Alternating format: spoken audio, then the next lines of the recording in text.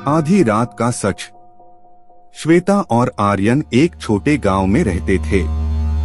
उनका घर बड़ा था, लेकिन यह अब बेहद पुराना और छूट रहा था। एक दिन श्वेता को एक अद्भुत पुरानी पुस्तक मिली जिसमें एक भूतिया कहानी थी। कहानी के अनुसार वहां एक पुराने मकान में एक भूत रहता था जो आधी रात को अपनी संघर्षण सुनाता था। श्वेता को यह कहानी बहुत पसंद आई और उसने आर्यन को इसके बारे में बताया। आर्यन ने भी सुना था कि वह पुराने मकान में कुछ अजीब आवाजें आती हैं, लेकिन उसने उसे ध्यान नहीं दिया।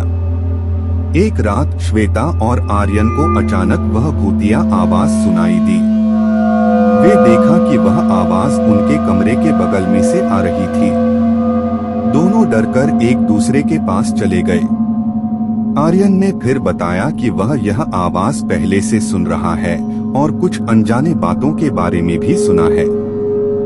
दोनों ने तय किया कि वह उस पुराने मकान में जाकर देखेंगे।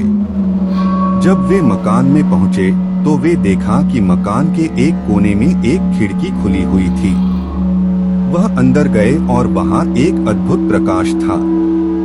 आर्यन ने कहा, यहाँ कुछ खास है, हमें जाना चाहिए। वे आगे बढ़े और देखा कि एक पुरानी दीवार पर लिखा हुआ था, यहाँ भूत रहता है। दोनों डर गए और वापस घर आ गए। जब वे घर पहुंचे तो उन्होंने देखा कि उनका घर अब अद्भुत रूप में झिलमिल रहा था। दीवारों पर लिखे अक्षर और अजीब चिन्ह थे। श्वेता ने एक पुराने मूर्ति को देखा और उसने अंदर देखा। वह एक छोटी सी किताब मिली जिसमें भूतिया कहानी थी।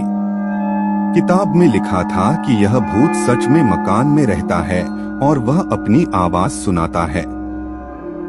श्वेता और आर्यन ने वह किताब पढ़ी और उन्होंने जाना कि वह भूत उस मकान में रह रहा है जो अब उनका घर है। वे अब जानते थे कि वह भूत उन्हें कुछ नहीं करेगा, लेकिन वह उन्हें अपनी संघर्षण सुनाता है। दोनों ने फैसला किया कि वे अब उस मकान में नहीं जाएंगे और वहां रहने वाले भूत से दोस्ती करेंगे। वहां से कुछ दिन बाद श्वेता और आर्यन को वह भूत अधिक अच्छा लगने लगा और वह अब उनके साथ बात करने लगा। अब वह भूत और श्वेता आर्यन साथ में खेलते हैं और वहां का एक सुंदर प्रेम का रिश्ता बन गया है।